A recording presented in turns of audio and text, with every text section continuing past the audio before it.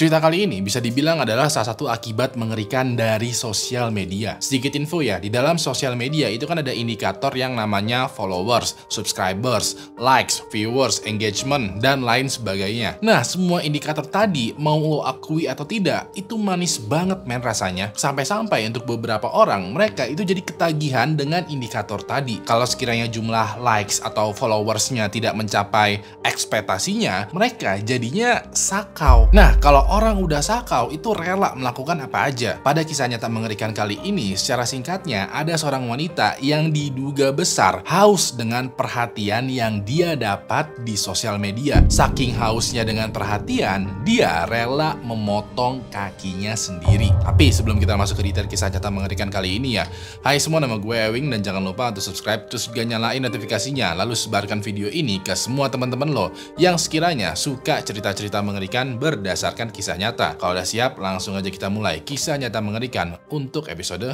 kali ini.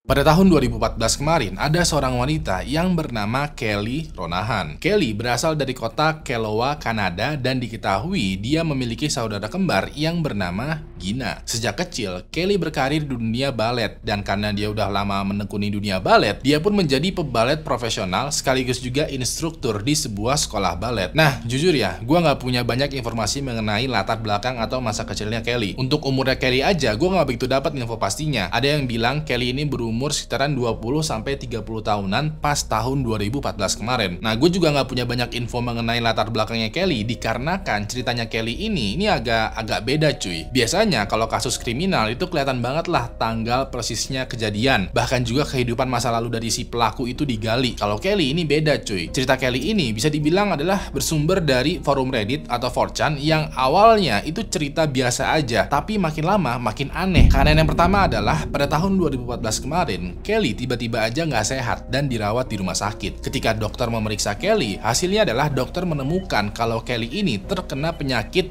kelainan darah yang langka dan aneh. Dokter pada dasarnya juga bingung, sampai-sampai mereka memanggil dokter ahli lainnya untuk memeriksa Kelly. Cuman tetap aja banyak dokter ini tidak bisa mendiagnosis apa penyakitnya Kelly. Dokter bilang entah kenapa ya hemoglobin di dalam darahnya Kelly itu rendah banget di bawah batas normal. Selain itu juga kandungan iron atau zat besi di dalam darahnya Kelly ini juga rendah banget. Dikarenakan kedua hal ini, maka seluruh organ tubuhnya di Kelly menjadi nggak sehat. Nah, dokter itu nggak tahu kenapa hal ini bisa terjadi ke Kelly. Kayak apa penyebabnya itu masih tidak diketahui. Yang dokter ketahui adalah Kelly harus segera dilakukan transfusi darah supaya tubuhnya itu menjadi stabil kembali. Nah, bener dong, begitu selesai transfusi darah, kondisinya Kelly ini perlahan mulai stabil kembali. Cuman untuk beberapa hari atau minggu kemudian, Kelly mendadak gak sehat lagi. Pas diperiksa sama dokter lagi, dokter menemukan hal yang sama. Entah kenapa zat besi dan hemoglobin di dalam darahnya Kelly ini tahu-tahu rendah lagi. Ya udah deh, dokter lakukan lagi transfusi darah dan perlahan kondisinya Kelly ini mulai stabil lagi dan lagi. Cuman beberapa hari atau minggu kemudian, Kelly mendadak gak sehat. Pas diperiksa masih sama hasilnya, zat besi dan hemoglobinnya itu rendah. Ya udah, dokter lakukan transfusi darah lagi. Nah, kejadian ini terus berulang lagi dan lagi sampai 2 tahun ke depan. Bisa dibilang dari tahun 2014 sampai tahun 2016, hampir setiap 2 minggunya Kelly mesti melakukan transfusi darah sebanyak 3 kantong darah. Dikarenakan Kelly terus-terusan menerima transfusi darah, tubuhnya ini sekarang menjadi lemas terus. Kata dokter ya, ini bisa dibilang kondisi yang wajar karena ya namanya juga ada banyak darah orang asing nih masuk ke tubuh lo. Pastinya tubuh lo tuh membutuhkan waktu untuk menyesuaikan dengan darah orang asing ini. Nah, pada saat penyesuaian, tubuh biasanya jadi lemes. Dikarenakan tubuhnya Kelly terus-terusan lemes, dia akhirnya nggak bisa fokus dan nggak bisa bekerja. Mau nggak mau, Kelly ini fokus dulu ke pengobatannya, dan selama 2 tahun itu dia kayak membuka donasi di internet. Pada page donasinya, dia bercerita tentang penyakitnya dan bilang bahwa dia butuh nih pertolongan dari netizen. Dia juga menceritakan kisah hidupnya di sosial media, terutama di Instagram ya, dan juga melakukan penggalangan dana. Sementara itu, selama 2 tahun itu juga dokter berusaha tuh untuk mencari penyebab kenapa Kelly kok sakit-sakitan terus ya. Namun selama itu juga dokter masih nggak tahu penyebab dari sakitnya Kelly ini. Yang dokter tahu adalah setiap 2 minggu sekali darahnya Kelly ini bermasalah dan memerlukan transfusi untuk stabil kembali. Lalu pada tahun 2016 muncul lagi nih keanehan kedua. Jadi pada tahun tersebut ya, Kelly bilang di sosial medianya bahwa dia kemungkinan menderita multiple sclerosis, yaitu penyakit autoimun yang berpotensi melumpuhkan otak, sumsum tulang belakang, dan sistem saraf pusat. Dia juga bilang kalau Kelly ini terkena fibroid rahim, yakni adanya pertumbuhan daging gitu yang bersifat non-kanker di dalam atau di luar rahim dan membutuhkan tindakan pengangkatan rahim. Ibarat kata ya, Kelly nasibnya ini udah kayak jatuh terus ketimpa tangga. Sakitnya tuh ternyata semakin banyak. Ya udah deh, Kelly semakin rajin tuh datang ke rumah sakit. Setiap kali kunjungan di rumah sakit, dia bakalan posting ke Instagram dan Facebook mengenai semangat dia untuk sembuh. Terkadang ada post di mana dia tuh lagi disuntik sama dokter atau suster. Ada juga post dia lagi diinfus atau pas mau masuk ke ruang operasi. Ada juga foto dia lagi menari balet gitu di kamar rumah sakit pas dia lagi diinfus. Atau foto-foto dengan suster yang jaga dengan penuh keakraban. Pokoknya setiap kegiatan dia di rumah sakit, dia post lah di Facebook atau Instagram. Dikarenakan dia rajin post ya, banyak tuh netizen yang ada di Facebook atau Instagram yang melihat postingan Kelly itu mendukung dia supaya cepet sembuh. Gak sedikit orang yang tadinya cuma sekedar ngeliat aja, sekarang jadi ngasih likes atau ngefollow Kelly, bahkan juga memberikan donasi kepada Kelly. Bahkan juga dikarenakan Kelly membutuhkan banyak banget transfusi darah setiap minggunya, dia kayak mengajak followersnya untuk menyumbangkan darahnya ke Kelly. Dikarenakan sekarang banyak orang yang mau menjadi pendonor darah gara-gara ajakannya Kelly, dia akhirnya ditunjuk sebagai brand ambassador di Canadian Blood Service Clinic. Alhasil pada bulan Maret tahun 2016, Kelly yang popularitasnya naik terus ya, itu semakin terkenal nih. Sampai-sampai dia kayak diundang di sebuah acara televisi nasional di Kanada untuk berbagikan kisahnya. Pada saat acara televisi ini ya, dia sempat memberikan ajakan-ajakan gitu kepada para penonton untuk menjadi pendonor darah. Dia kayak bilang bahwa banyak orang di luar sana itu sedang sakit dan membutuhkan transfusi darah. Maka dari itu, segeralah menjadi pendonor darah karena darah kamu bisa menyelamatkan banyak orang. Dikarenakan Kelly masuk TV dan menyampaikan pesan yang sangat berkesan bagi penonton, semakin banyak lagi tuh followersnya Kelly. Apalagi Kelly sekarang jadi kayak sering tuh berkunjung ke rumah sakit untuk nengokin pasien lain. Pasiennya ini adalah pasien yang nasibnya bisa dibilang senada lah dengan Kelly yang membutuhkan transfusi darah. Di setiap kunjungannya, pastinya Kelly bakalan post fotonya dia di sosial media dengan caption yang cerita-cerita yang mengharukan.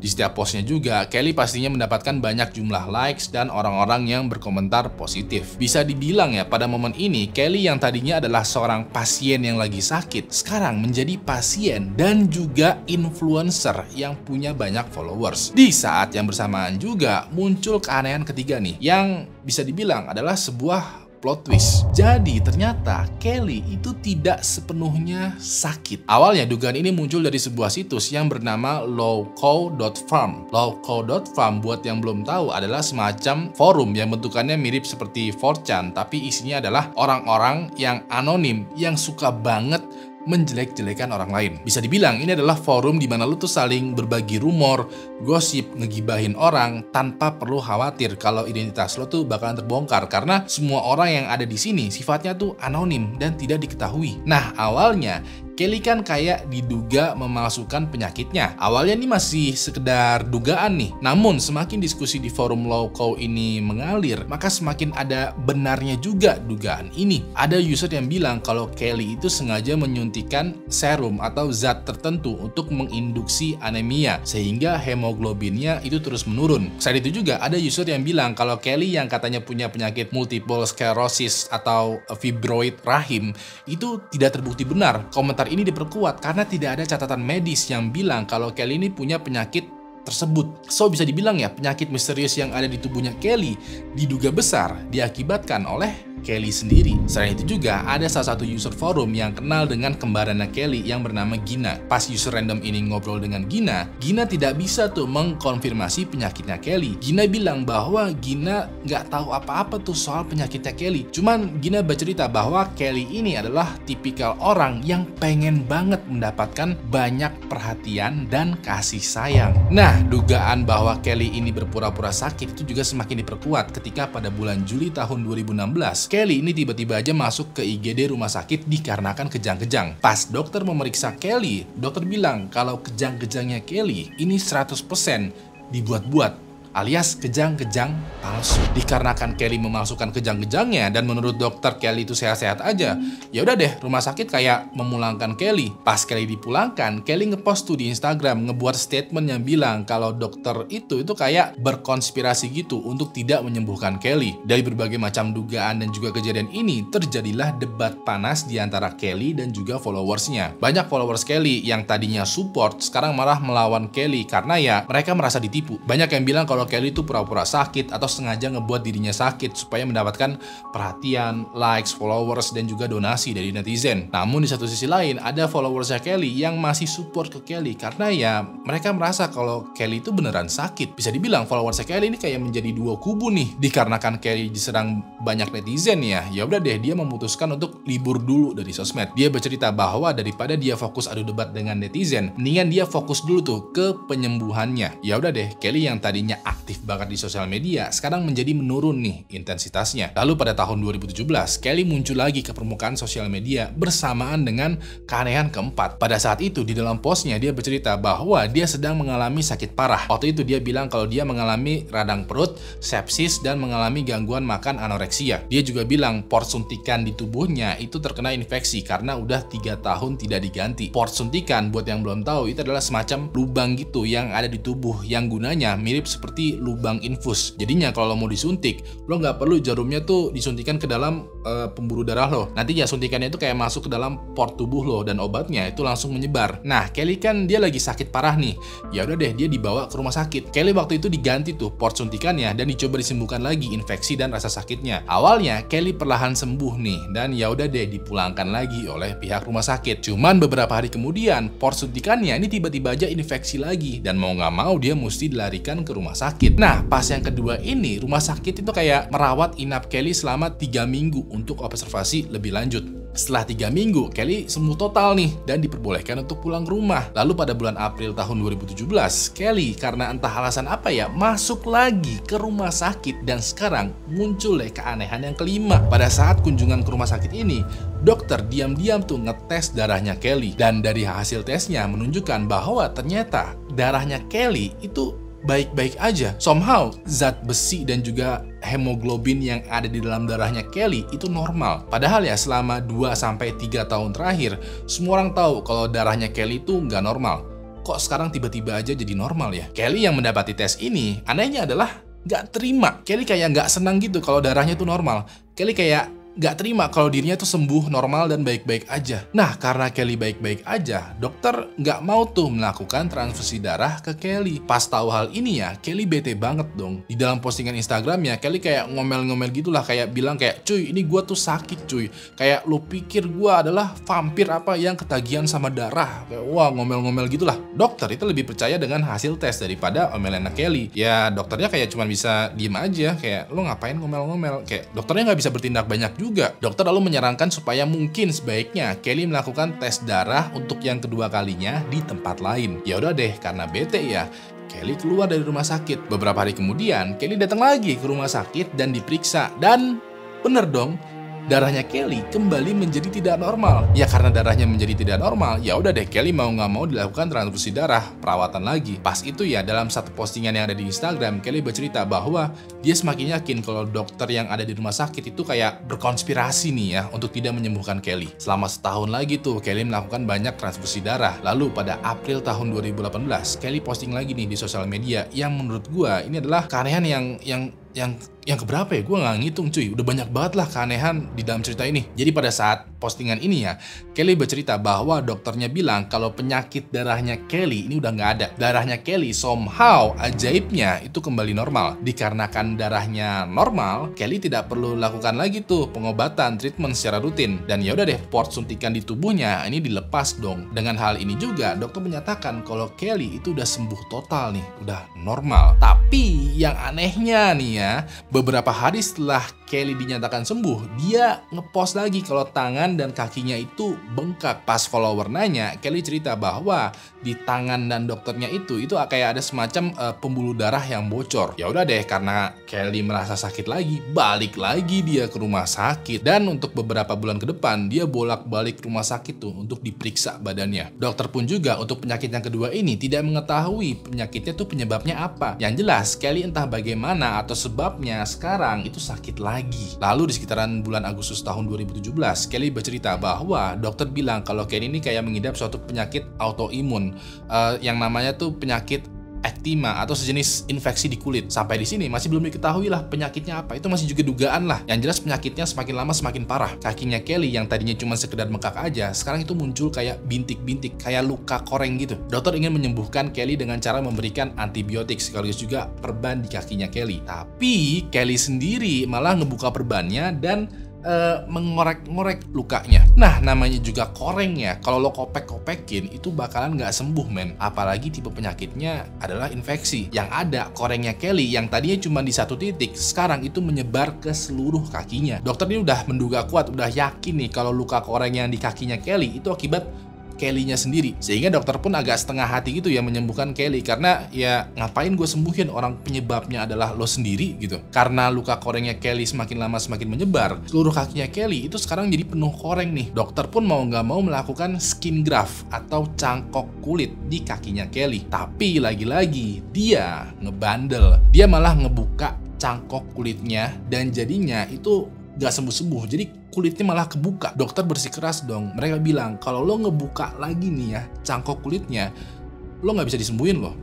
Ya udah deh, untuk yang pertama kalinya Kelly nurut. Kelly pun dikeluarkan dari rumah sakit karena dokter merasa ya udah lo rawat jalan aja lah, nggak usah rawat inap. Untuk beberapa bulan ke depan, Kelly berusaha tuh untuk memperbaiki keadaan kakinya. Setiap harinya dia posting di Instagram tentang bagaimana perjuangan dia untuk menyembuhkan kakinya sekarang nih. Terus dia juga ngepost pas dia lagi bolak-balik ke rumah sakit. Pokoknya segala macam kegiatan dia, pengobatan dia, semuanya itu dipost di Instagram atau Facebook. Bahkan ya pada bulan April tahun 2019, Kelly ini akhirnya itu bisa dibilang normal lagi. Bisa dibilang sembuh. Dia udah ngepost cerita kalau dia tuh berhasil jalan banyak gitu keliling rumahnya. Sampai di sini followersnya Kelly itu kayak berpikiran bahwa perjuangannya Kelly ini udah selesai nih, udah mau 100% sembuh nih. Tapi pada bulan Mei tahun 2021, Kelly lagi-lagi ngepost sebuah keanehan yang menurut gua adalah klimaks dari perjuangannya dia. Waktu itu Kelly bercerita bahwa dia masuk lagi ke rumah sakit karena kakinya itu bolong, penuh luka, bahkan juga saraf uratnya itu putus. Dokter yang memeriksa Kelly ini sempat bingung kayak bisa gitu kaki bolong gimana ceritanya? I mean kaki tuh nggak tiba-tiba bolong loh, pasti ada prosesnya. Ini kenapa ini? Ternyata setelah diselidiki lebih lanjut, Kelly itu mengorek-ngorek terus tuh membuka cangkok kulitnya yang ada di kaki. Bahkan juga ada foto atau video di mana Kelly sendiri itu menarik urat sarafnya itu sampai putus. Nah mohon maaf, gue nggak bisa kasih lihat foto atau videonya karena ya emang terlalu gak enak untuk dilihat. Cuman kalau lo kepo, lo bisa lah search di Google atau Reddit mengenai foto atau videonya Kelly. Dokter yang melihat kakinya Kelly ini yakin betul bahwa Kelly sendirilah yang ngebuat kakinya itu rusak sampai sejadi-jadinya. Dokter berpikiran ya nggak mungkin ada penyakit yang ngebuat kaki lo tuh terbuka bolong sampai-sampai urat sarafnya tuh putus. Cuman ya namanya juga dokter ya, walaupun dia paham Kelly itu nyakitin dirinya sendiri, dokter tetap tuh mesti berusaha mengobati Kelly. Sayangnya adalah dari hasil pemeriksaan dokter, kakinya Kelly ini udah terlalu rusak sampai-sampai udah nggak bisa diobatin. Yang bisa dokter lakukan untuk menyembuhkan kakinya Kelly adalah mengamputasi kakinya Kelly. Beberapa hari kemudian, Kelly pun ngepost di Instagram. Dalam postingannya, Kelly cerita bahwa kakinya ini diperban dan sudah diamputasi. Dia bilang kalau rasanya tuh sekarang sakit sih, tapi masih bisa ditahan kok. Dokter pun mau nggak mau mengambil keputusan ini ya, karena ya pada dasarnya kakinya tuh udah rusak serusak-rusaknya dan nggak bisa disembuhin lagi. Mau nggak mau potong aja lah. Di beberapa post selanjutnya, Kelly menceritakan tuh kehidupannya setelah kakinya diamputasi. Perlahan demi perlahan, Kelly semakin jarang ngepost dan sampai sekarang kabar terakhirnya pun belum diketahui. Nah, dari ceritanya Kelly ini, banyak netizen yang berkomentar bahwa Kelly itu emang beneran sakit, tapi bukan sakit fisik, melainkan sakit mental. Banyak yang bilang kalau Kelly itu mengidap Munchausen syndrome. Munchausen syndrome bagi yang belum tahu adalah sebuah kondisi psikologis di mana seseorang itu berpura-pura menjadi sakit atau dengan sengaja membuat dirinya yang sehat itu menjadi sakit demi mendapatkan perhatian banyak orang. Tapi ini belum konfirmasi juga ya, karena ini hanya sekedar dugaan. Tapi ya dugaannya kok kuat banget ya. Besar dugaan lagi adalah Kelly ini sengaja menyakiti dirinya sendiri. Entah bagaimana caranya, dia ngebuat darah di tubuhnya itu bermasalah dan melukai kakinya sendiri. Ketika dia udah sakit, dia ngepost tuh berbagai macam sakit yang ada di dalam dirinya. Gimana juga perjuangannya, terus juga gimana juga rasanya menjadi seorang pasien. Dirasa postnya ini menarik perhatian banyak orang, dia seneng dong. Apalagi likes, komentar, view, engagement, followers, itu rasanya manis banget. Nah, ketika dia udah sembuh, otomatis perhatian yang dia dapatkan itu berkurang dong. Jumlah likes-nya nggak sebanyak pas gue lagi sakit nih. Ya mau nggak mau, Kelly ngebuat dirinya sakit lagi. Begitu terus sampai-sampai ujung-ujungnya adalah kakinya Kelly ini mesti diamputasi. Besar dugaan adalah Kelly ketika kakinya udah diamputasi, dia baru sadar kalau likes dan follower yang dia dapat itu nggak worth it nih. Kayak nggak sepadan deh. Gue kehilangan kaki gue demi followers gue. Ya udah deh, akhirnya Kelly berusaha hidup sambil juga perlahan-lahan menghilang dari sosial media. Atau jangan-jangan Kelly lagi menyiapkan cerita tentang perjuangan terbarunya. Kita tunggu aja lah ya cerita selanjutnya dari Kelly. So, itu tadi adalah cerita lengkap tentang seorang wanita yang rela memotong kakinya demi internet. Gue mau terima kasih banget nih buat lo semua yang udah nonton dari awal sampai habis, dan terutama juga kepada member dari Anti Halu Halu Club. Yang mau ikutan join membership Anti Halu Halu Club, klik aja tombol join di bawah ini atau link yang ada di deskripsi. Kalau sekiranya lo masih butuh asupan video horor, lo bisa kunjungin video yang ada di sebelah kanan, karena di sana gue ngebahas cerita misterius di balik kepala mengerikan ini. Terakhir, nama gue Ewing, dan sampai jumpa lagi di kisah misterius selanjutnya. Good night.